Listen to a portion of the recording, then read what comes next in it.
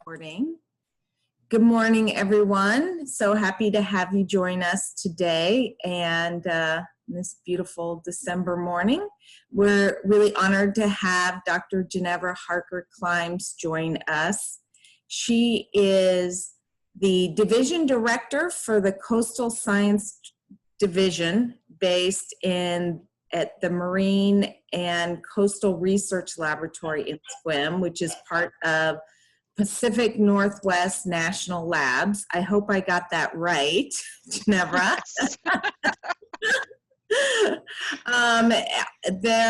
It's one of the gems of our county, I would say, that has so much opportunity and some really amazing people that work there that are doing incredible work for not just our county, our region, our state, but nationally and worldwide. So they've got a really exceptional team, and I'm really glad to have her with us today to be able to share what they're doing at the lab and how we could potentially take what they're doing today and considering their future plans to see how we could leverage that to grow jobs and STEM education as well in our community for the future. So Genevra, if you want to also introduce some of your team, that would be great. And then after you're done, we can open it up and get a conversation going. I have shared the screen share if you'd like to take it over, and thank you for joining us. Thank you very much. I won't actually take the screen over, but I believe Blake will in a minute because she has something to show. As Colleen said, I'm Genevra Harker Klimes. I am the Division Director for Coastal Sciences based at the Marine and Coastal Research Laboratory, which until about 2 months ago was called the Marine Sciences Laboratory, but we had a change of name with a forward vision looking to expansion in the future. And I thought I would give an overview of PNNL and what we do there, and then what we're planning to do, just as Colleen said. But first, I will introduce some of my colleagues. Evangelina Shreve, who was talking a few minutes ago, she's our STEM leader, very important in this area. And we have Blake Wright who will be helping me with some of the videos. And then Melanie Roberts. And Melanie, would you like to introduce yourself, given you might be fielding some questions too? Good morning, everybody. I'm Melanie Roberts. I'm the Director of State and Regional Affairs for PNNL. So I am keeping my eyes out for opportunities to partner across the state to do more together than we could do alone. And I also want to acknowledge my colleague Trish Heron, who's on the phone. She runs our protocol office, so all of our tours and visits, and Blake works with her specifically on events in SWIM. So thanks for having us today. Thank you. Just to give you some context, the Pacific Northwest National Laboratory is one of 17 DOE national laboratories. So we specifically do research on energy. We have multiple sites. Our main campus is in Richland. We have about 5,000 people altogether, and over 4,000 of those are based in Richland and Eastern Washington. But we also have a center over at the University of Maryland that specializes in climate change modeling. Then we have an office in Seattle, which is about 120 people, an office in Portland, which is about 30 people, and then we are based in SWIM. We have about 60 people at the moment, plus 15 to 20 students. During COVID, those students aren't all allowed to come to us, but normally we have about 15 to 20. And one of the great things about the National Lab is how we all work together and cross-discipline work, so that we use specialists from different locations to bring them to a project. So just because we're based at SWIM and you might deal with us, it really opens up the door to some of the expertise elsewhere and how we can work with others in the lab too. For those of you who are aware of the lab but haven't ever actually seen it, I'd like to do a quick flyover. We had some drone footage taken of the lab a couple of years ago, and that will just give you a quick introduction to the lab itself. Blake, are you able to fire that up for us? We also have a recorded voiceover, so I hope that works. Hi, I'm Genevra Harker Klimes. Welcome to the US Department of Energy's Marine and Coastal Research Laboratory, part of the DOE's Pacific Northwest National Laboratory. We are DOE's only marine research facility. Located at the entrance to Squim Bay in Puget Sound, about 2 hours from Seattle, Mackerel has more than 100 acres of uplands, shoreline, spits, and unique tidelands that could not be purchased today. 95% of the site remains natural habitat. PNNL has conducted research here since 1967. This remarkable location permits studies of environmental impacts on marine species and testing of innovative marine sensors. With its clean airshed, we also advance ultra-trace level radiological monitoring, looking at contaminants and supporting our national security mission. On the energy front, in our unique algae climate simulation labs, our bioenergy team studies how to grow algae faster and increase yields to make economic biofuels. Our marine labs pump up to 200 gallons per minute of seawater to indoor research tanks, which can be mixed to create the salinity for any research need. And our specialized wastewater treatment system allows us to put only clean water back into Squim Bay. Our researchers and scientific dive team work from several outdoor research platforms, including a pier, research vessels, and outdoor tanks where we study impacts to eelgrass, a vital fish and shellfish habitat. Sophisticated instrumentation monitors the environment for a variety of projects, including evaluating marine energy devices for performance and environmental impacts. This is one of our 4 research vessels that provide rapid access to diverse marine and coastal environments, like the marsh and estuary area north of Mackerel, where we examine links between terrestrial, aquatic, and atmospheric processes at the interface between fresh and saltwater systems.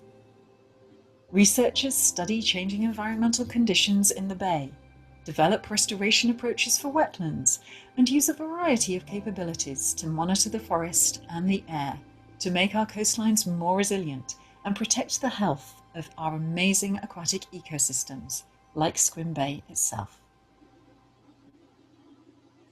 Thank you. It's very odd hearing yourself on a voiceover. It's one of those things I'll never get used to. That gave you a quick overview of the kinds of things we do, but just to go into a bit more detail, some of the research we actually do at Squim, we have a group of scientists who look at environmental biogeochemistry, and that is really looking at how different gas fluxes and environmental conditions change and how processes change with, for instance, rising sea levels. So we're looking at how salt intrusion actually affects different trees in local habitats along the coastline, as well as wetlands, and studying things like carbon dioxide fluxes and methane fluxes to see how that will change. So we then have more information about how that can be managed, for instance. We also do quite a lot of work with contaminants, and given that we have a really low background count, both of radiation and clear air, we can detect things that wouldn't be detectable, say, in our Richland campus. And so we do a lot of really low-level detection in the lab itself. I also mentioned there the biofuel team. As you could see, they use different strains of algae to see how they can be promoted, how they can grow faster for greater productivity, so that they're more economically viable. And you saw on the video that they had these tanks with various LED lights, and those LED lights can actually simulate any atmospheric light effect from anywhere in the world. And that was actually designed by a company in Port Townsend. And at the time, it was the first that was ever done. And so we had this unique capability designed by a local company. And since then, it's actually been replicated in multiple other places because it's so effective at what it does. And it's things like that that we really want to develop relationships for, so we can build more of that kind of unique capability.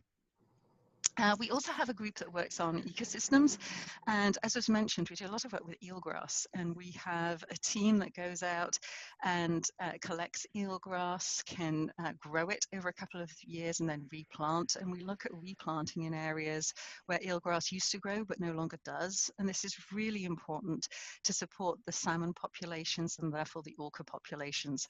And so it's something that we've been doing for 20 years and we will continue to do because it's such an important aspect for our state overall.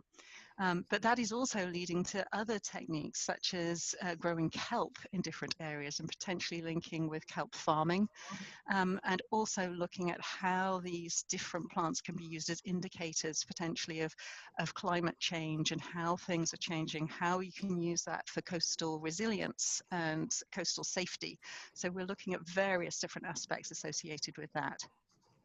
And then the final area that we work a lot on at SCWIM is one that I was actually involved with a lot up to a couple of years ago, which is marine energy. And we actually developed technology to monitor the environmental effects of marine energy, particularly tidal and wave. And we do a lot of in-water testing to see how effective different methods are. And we're now using that with other locations to show how we can monitor sustainable energy in various different contexts. And leading on from that, we're also looking at extracting other forms of energy from seawater, such as hydrogen, and where we actually look at the seawater itself. Previously, we've extracted things like uranium and lithium from the seawater itself, but we're now looking at hydrogen that we could then turn into a fuel, potentially as hydrogen or ammonia, looking at decarbonizing marine fuels, for instance. And then also linked to that, we do a lot of work of potentially getting rare earth minerals and rare elements from seawater too. So we're really looking at a whole range of how we can use the ocean in different ways.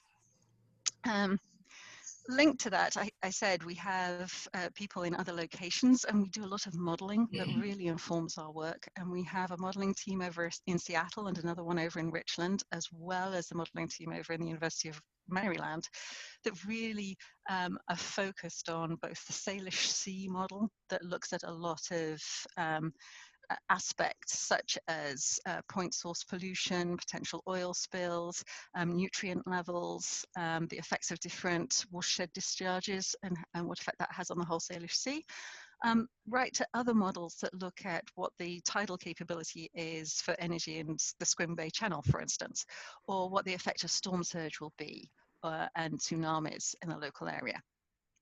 So we work together to really understand the processes.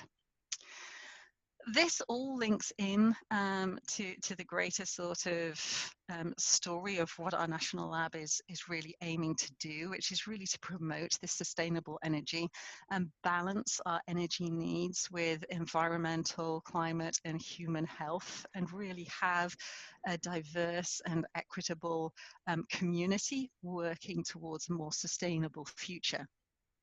And for us in the coastal sciences, this is really exciting time because from 2021, it's going to be the UN Decade of Ocean Science for Sustainable Development.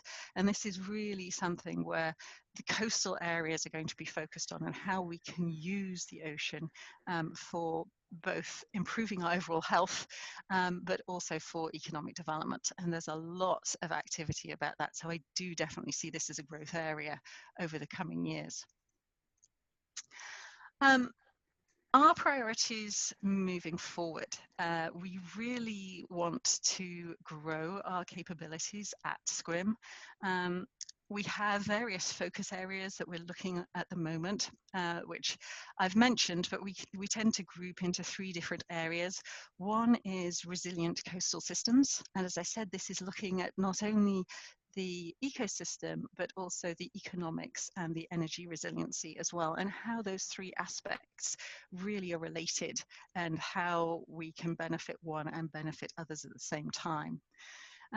We also have ocean-derived energy, and this fits really into our decarbonisation theme. And that's decarbonisation of the grid, but also of buildings and of fuels for different vehicles. And we're really building that as we move forward, as well as then our technology innovation. And part of that is also how we can use waste products to form energy. And there's a lot of work that goes on with that in Richland, but also locally, we're looking to see what companies we can partner with to look at how we could link into that circular economy and use waste for energy so that it feeds back into the same system. SCRIM itself and the Marine and Coastal Research Lab, we really want to create a collaboration hub there. I know traditionally it's been sort of this lab that nobody knows what's going on because it's quite hidden. What we want to really do is attract people, other scientists here, but also education opportunities where people can come to the lab and use our facilities and come to workshops and learn more about what we're able to do and give back some of that science to others in the community. We would like to grow as a campus. Currently, as I said, we're about 60 people with about 15 students each year that visit, or visiting researchers. We'd really like to double that over the next 10 years so that we have this thriving community at the lab, looking at about 120 permanent staff with about up to 30 visiting researchers who come to use our facilities, and then also link into the community. And this is one of the areas we're really looking at is how we can enable that to happen and how we can do workshops and conferences, not necessarily on our site itself, but linked to what we're doing, so that we can have events that can do some research out at the lab, but then can have workshops and associated other activities at other local venues. And that in itself, part of the science, we obviously have great resources right in Swim Bay, but we'd also like to extend that to other areas. There are a great range of different ecosystems and different field sites where we can monitor different processes and look at different changes all around the Olympic Peninsula. We're already talking to the Marine Sanctuary, for instance, to see how we can work with them more effectively. But there are other sites as well. We currently have a site down at Beaver Creek, right in southern Washington, where we're studying various different processes, but we'd like to expand that to other areas on the Olympic Peninsula so we can look at a completely different range of conditions and how things are changing across these different situations. Leading on from that, we obviously need funding to do this. And while we're funded by DOE for the basics, we would really like to collaborate in order to create green buildings, so we become a showcase for how buildings and science can be mixed. And so we, for instance, at the moment, we've changed to LED lights to become more energy efficient, but we'd really like to take that to the next step and utilize solar energy, potentially tidal energy, and look at how control systems can be used to make these green buildings that can be a showcase for all sorts of things, and how that's controlled. And in doing that, we could potentially link with others to go for other funding sources. We've done this in Richland, for example, where Battelle and the state of Washington invested in state-of-the-art equipment so that we could successfully compete for a $90 million center of excellence in grid-scale energy. Now, we might not be quite up to the 90 million scale for SCRIM, but but using that approach by partnering with others to put something together is what we'd really like to do in this location. So it's finding the right mix of needs in order to do that and look for other funding. And linked to that is also STEM education. I mean, Evangelina has talked about this previously, and it's really a key area of how we want to grow our scientists for the next generation. That's a key aspect for what we want to do. And how can we link to others? I mean, obviously, Battelle has given donations before. Battelle, half of its philanthropic funds go to STEM education. And a couple of years ago, we were involved in computers for the high school, for instance. And we've recently donated to the West STEM Sound body, and with that money we really want to make sure it's used within the SCWM districts, and potentially building courses for teachers, for instance, to get them more involved in the marine environment and how that can be incorporated into the general curriculum, so they could come to us, talk with our scientists, and maybe have some experience doing what we're doing, so that they have that hands-on knowledge to then give to children. So that's somewhere that we're really excited about growing in the next few years. And I think that's a whistle-stop tour. Melanie, anything else you'd like to add from that quick overview? You're muted. Gosh, I need an automatic unmuter. No, thank you, Genevra. I think there were about 200 things in there that hopefully those on the call found a couple of them relevant to your areas of work, and we look forward to uncovering those opportunities for collaboration.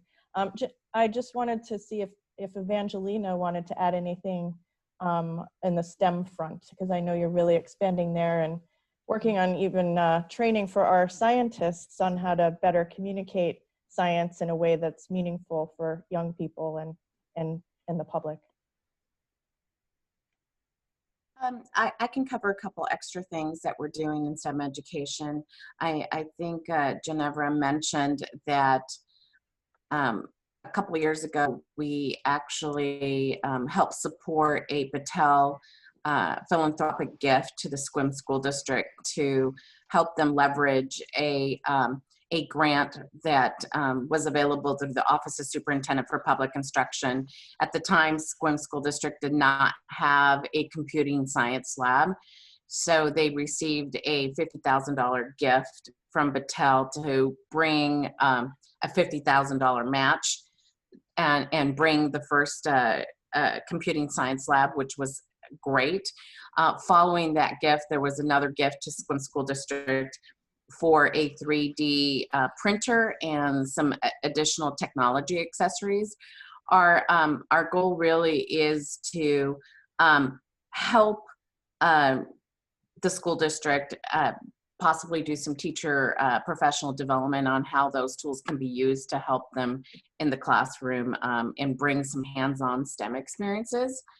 And on that note, we have been very fortunate because the scientists and engineers at the mackerel site there in SCWM at PNNL are so incredibly supportive of knowing that they want to be part of investing in the future STEM workforce that will support the coastal marine science research that's happening. So we have a program called the STEM Ambassador Program, which we work with our scientists to go through a training called Sharing the Science. And they have learned to develop what we call portal displays that are reflective of real science that's happening at the Marine Coastal and Research Lab.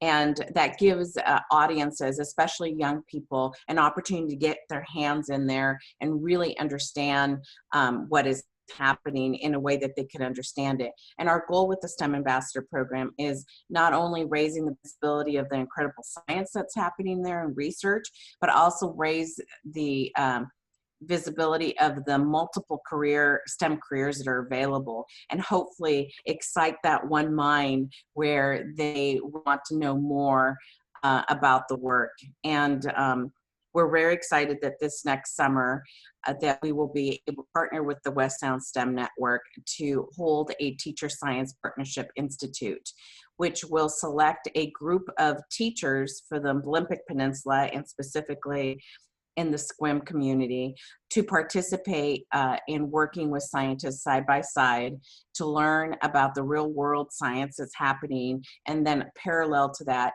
be able to take what they learn and bring that inspiration and excitement of that real world science that's happening to the classroom. So we're really excited about that. It's a program that's been around for over 20 years, but we've never done it in the Olympic Peninsula. So this will be our first time to do that.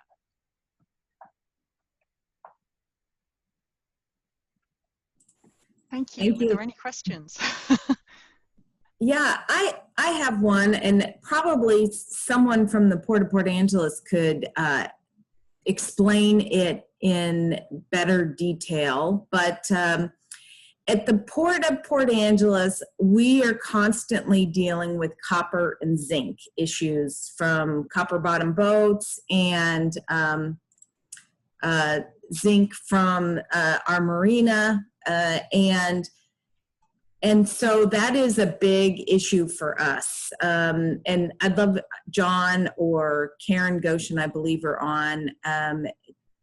And I'm wondering if there's something that your lab is doing that is working towards maybe different types of paint for boat bottoms so that the barnacles don't attach to the bottom side of the boat, that kind of thing. But before you answer, John or Karen, is there more that I should be explaining in around that issue? Well, this is John. I'll jump on here for just a second. No, I think you've hit it pretty well there. We struggle with those elements both at our marine terminal and at both marinas. You know, within our strategic plan, being an environmental leader is one of our top goals in our strategic plan. And so these are some issues we're really struggling with. And looks like Karen's on as well, so I'll let her add on to that. Yeah, I think there's two primary areas where those contaminants wind up occurring, and that is within our maritime industrial work in our boatyards, of which we have a separate stormwater system for in order to treat it before the water is released. And also in our log yard as well, of which we have in our marine terminals, which we have a stormwater system and one that we're working on. But it also, it's surprising, we have to be so careful about the types of materials that are brought in for gravel and different things like that, that they're tested before we re-gravel an area, because those can also bring in some contaminants. So it's really part of the larger stormwater treatment system where I think it can apply to. And then, as Colleen indicated, the copper paint on boats, I know the state provided more time before boats had to eliminate the copper in paints because there weren't good alternatives. And so just a little bit more background there for folks, how the state handles things is that we have to meet certain benchmarks established by Department of Ecology at the state, and we have to test our stormwater on a quarterly basis. And every 5 years, those benchmarks of what is that threshold allowed is typically reduced. And so we spend lots of money and try to achieve best practices, and are considered now, our marinas are green marina certified.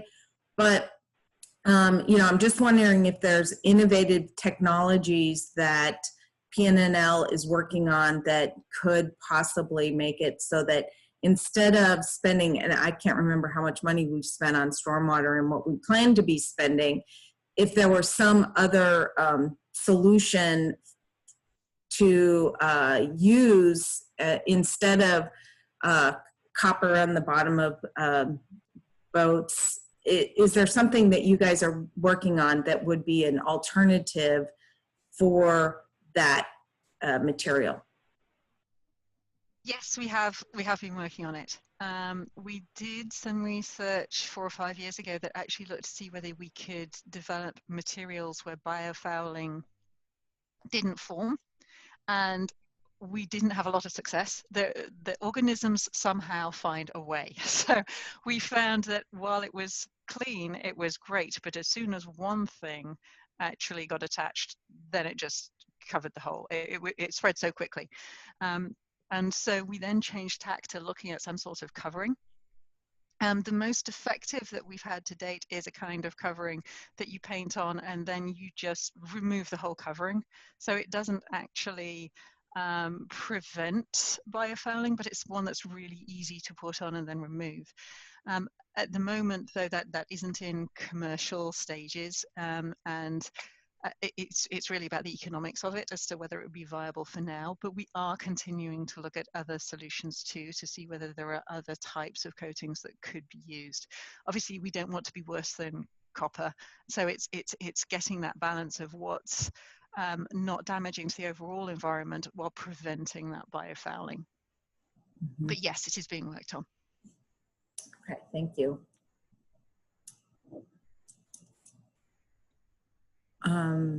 Would anybody, oh, go ahead, please, Melanie. Colleen, yeah, I'll just add, I love this. Please keep the topics coming. We actually do a community science and technology seminar series. And so could consider, you know, if there are issues that are of interest to the community, could consider these topics for a longer seminar. Just let us know. Okay, great, thank you. I know that's something, John, or does anybody know when it is the state is going to state that copper cannot be used on boats? And is that for future boats that are manufactured? I'm not really exactly up to date on it. I just know it's a big issue. It continues to be a big issue, and my recollection is here probably 9 to 12 months ago we got a 2-year extension, and it is for all boats, whether new builds or existing boats that are coming out of the water to have their hulls cleaned and repainted. So one of the concerns that goes with that is we may be able to outlaw it here, but that doesn't mean it's going to be outlawed in neighboring states, and so boats just very well may go elsewhere. So I'm trying to look for a more holistic approach of how to approach the issue other than forcing boats to go to other places to get what they want. Yeah, so companies that are doing boat repair work are really going to be at a disadvantage if boats are leaving the state to get the overhauls done and they can't do it here. If there was a material that was allowed that had been developed, then that would be obviously a great resource for these existing businesses that work in the marine environment. Absolutely. At the moment, we have the tanks in our laboratory have about 100 different coupons, as we call them, that we're looking at the biofouling issue. And obviously, given they're at that stage right now, they probably wouldn't be ready for 2 years' time. But we are looking at both the different materials and the different coatings. And our process is that we do it in these tanks in our laboratories where we can control the system, we control what's going out of our wastewater. And for those that we then test aren't environmentally damaging otherwise, other than for biofouling, we then test them off our pier for several months.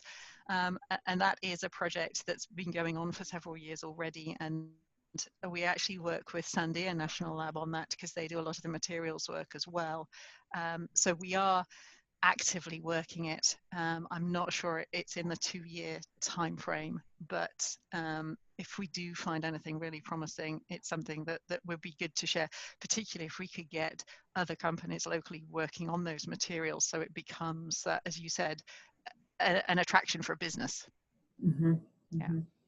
Hey, Colleen, one correction I'll throw in there. I just looked up the article. They pushed it out 5 years, so January 1 of 2026. Okay. Is the new deadline.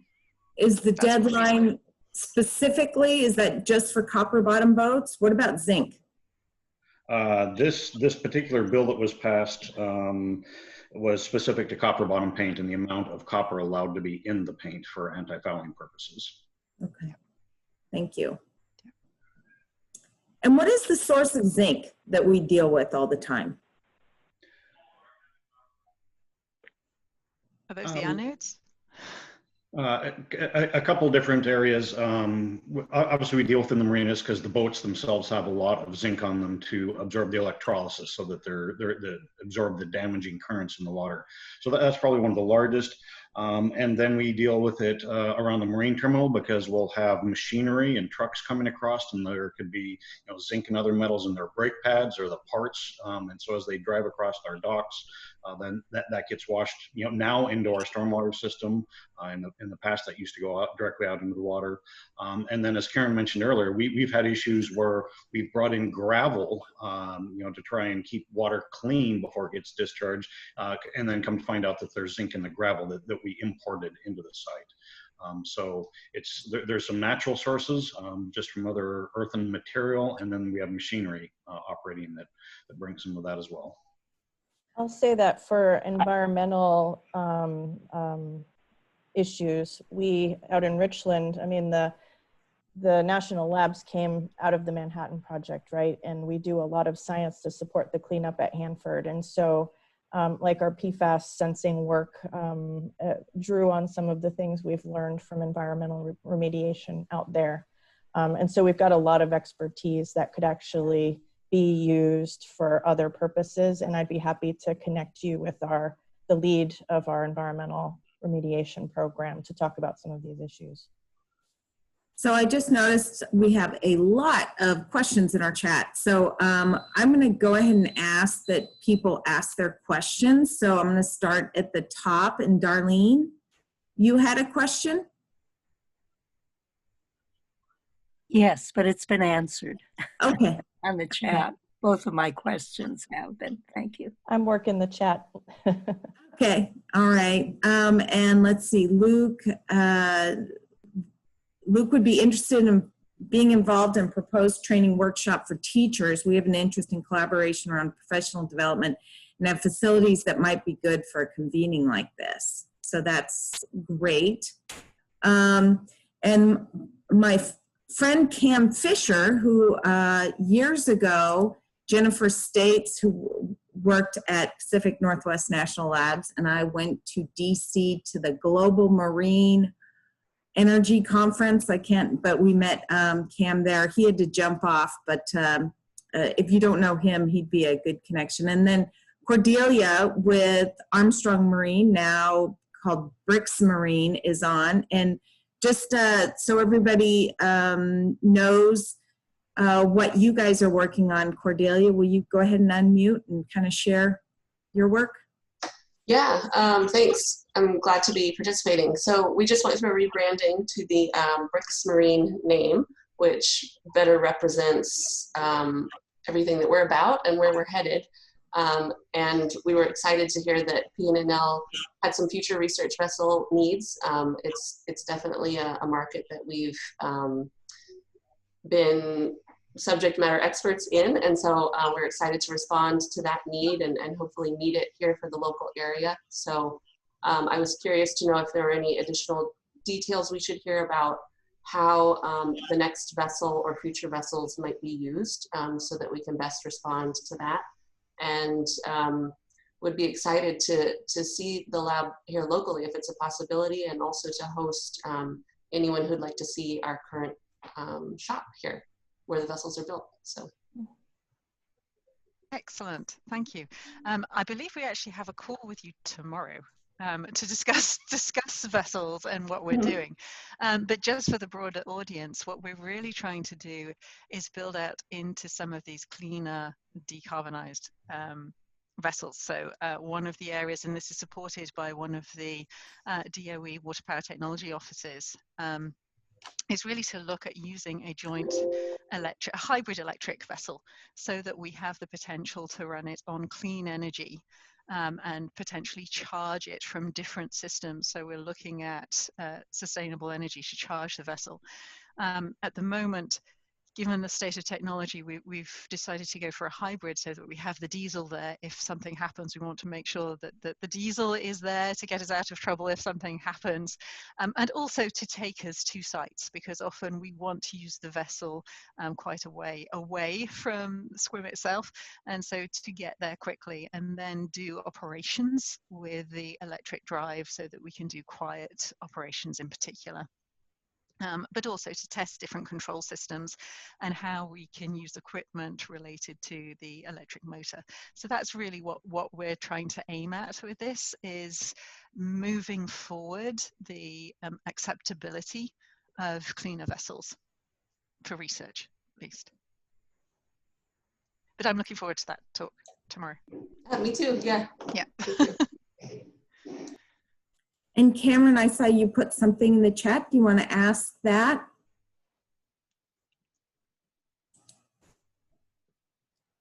Cameron Bruce? Sure. Yeah, I'm sorry, I'm here. I had a hard time finding the unmute button. You know, technology is kind of a challenge to me.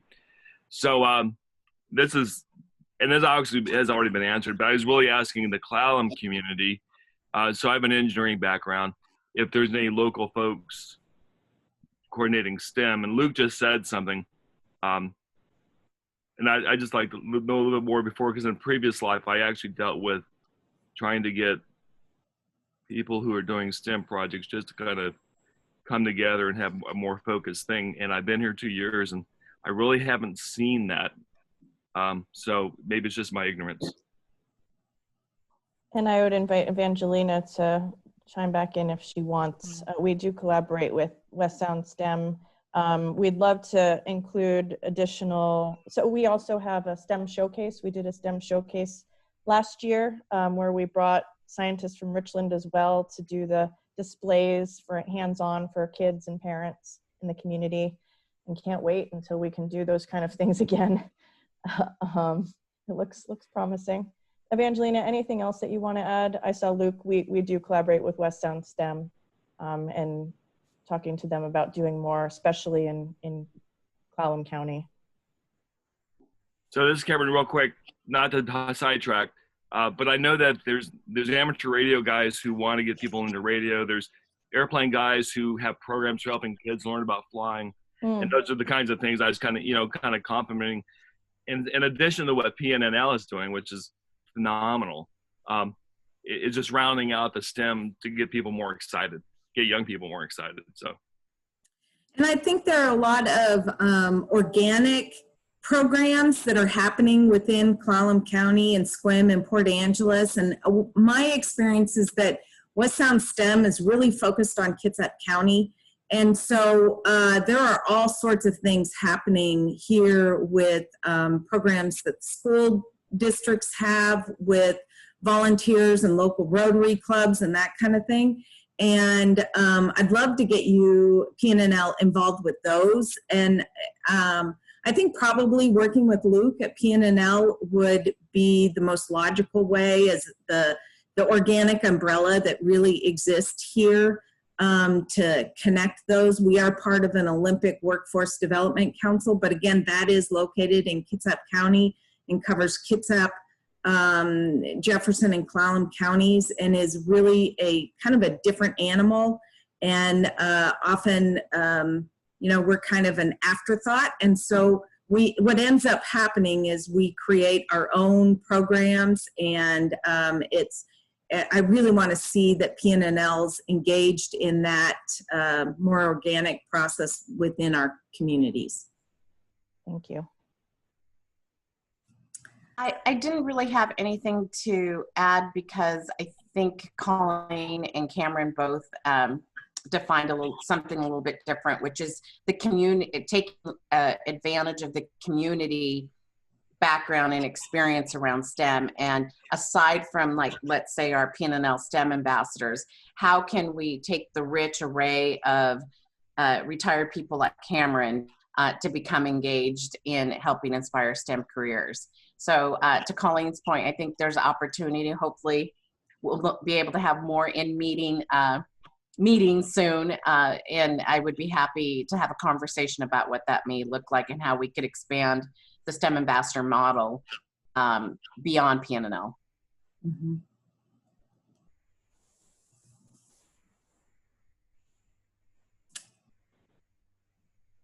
Karen, you started to say something. I'm sorry. Oh, it was just a comment going back to the stormwater. You know, we talked about it from the port's perspective, and we really have an industrial site. But when you look at any type of development, commercial, residential, stormwater is more and more of a cost barrier, and sometimes developments don't occur, especially when you're trying to get affordable housing in place, because the cost of the stormwater winds up not making the project pencil. And yet it's so important from an environmental perspective in order to keep all the waters clean. Is PNNL doing any work on how does one make treating stormwater more cost effective so that development can continue instead of being stopped by it, especially when you're trying to do things for affordable housing? And Karen, can you just as an example give how much money we're spending on our stormwater systems at the Port of Port Angeles, just to show that I mean, this is not a small number.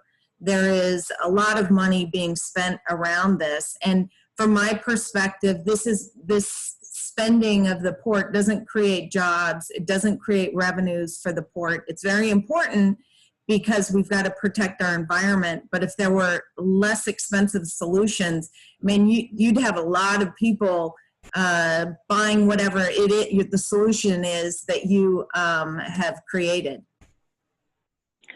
I would estimate we've probably spent about 10 million so far and probably have another 10 million to go. Mm-hmm. And we have an $8 million budget. So that gives you perspective of it's a huge number.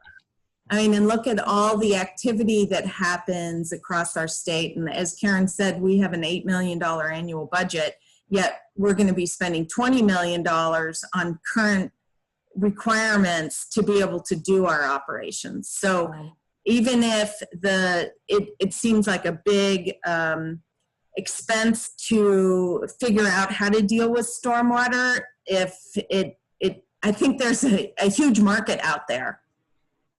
Yeah, so I know we've done some stormwater monitoring. I know we did the Navy Shipyard in Bremerton hired us to do, look at their stormwater discharge.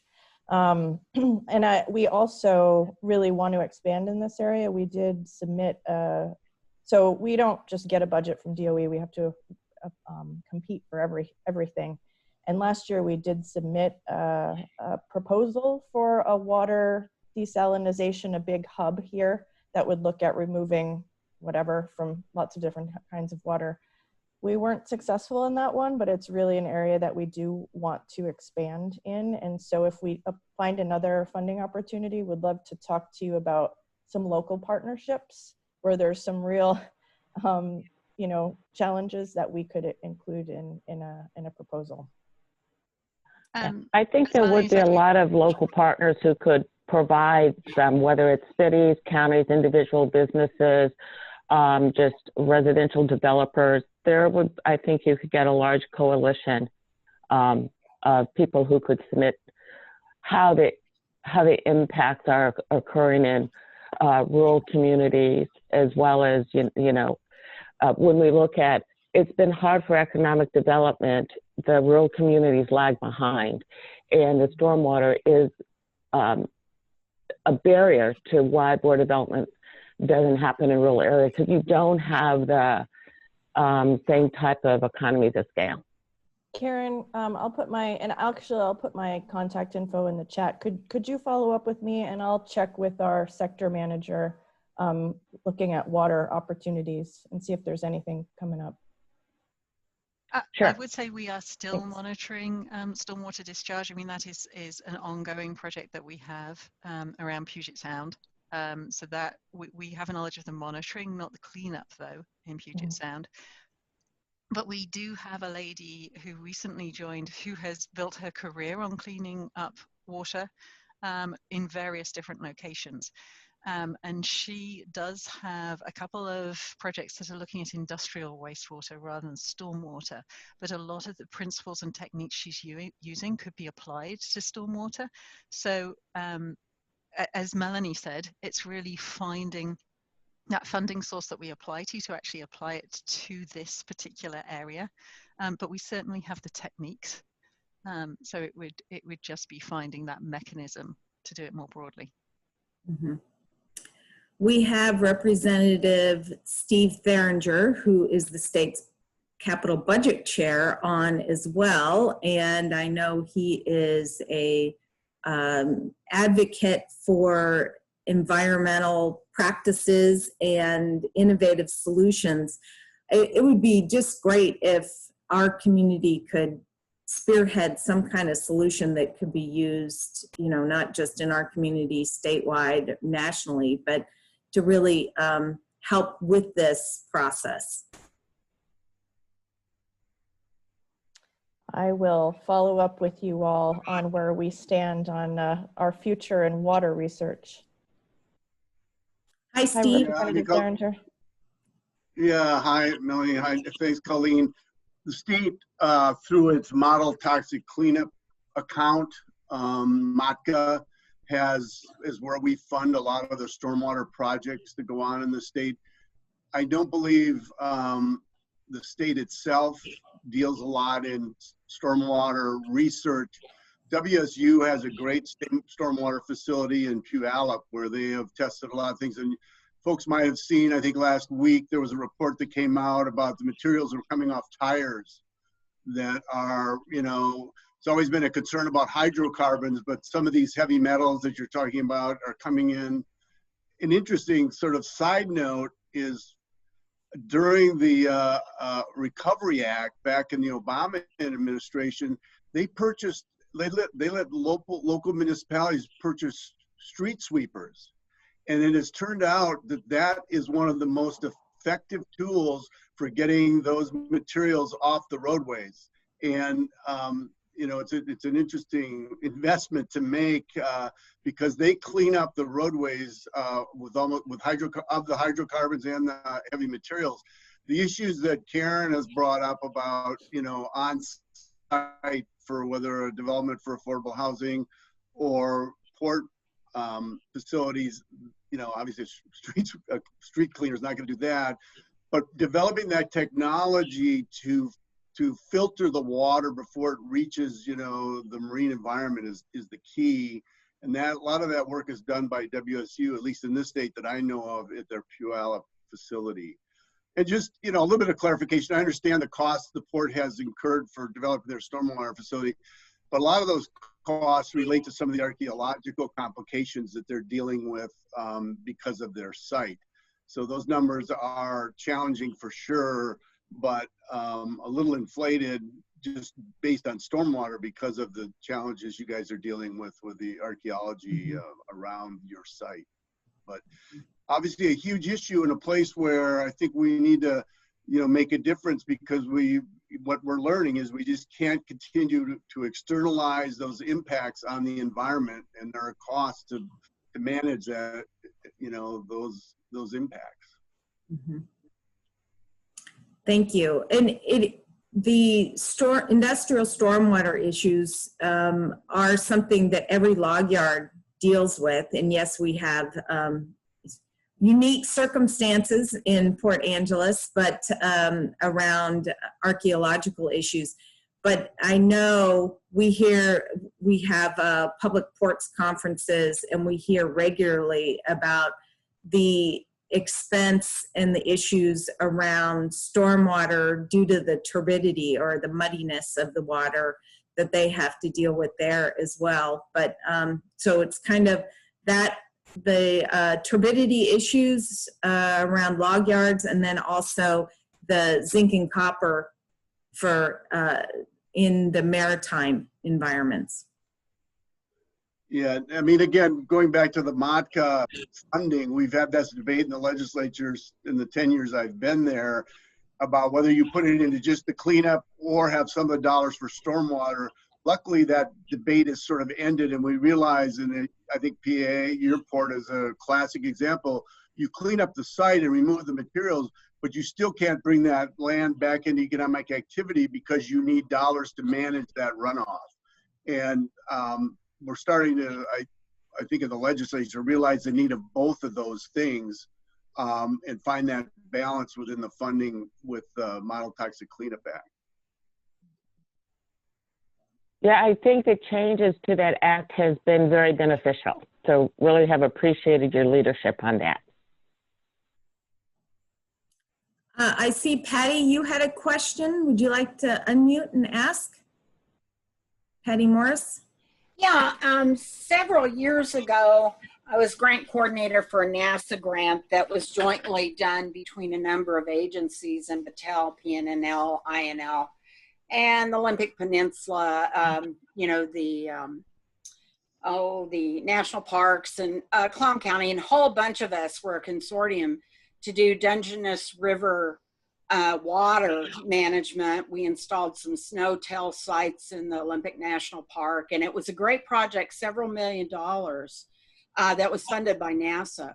And I was just wondering if there were any other opportunities, because we looked at that time while we were doing that grant for other opportunities at the time, actually put in for another NASA grant. We got some money for the LWA. But I was just wondering if there are any of those opportunities to do a consortium. The college was involved. There were a lot of our organizations involved.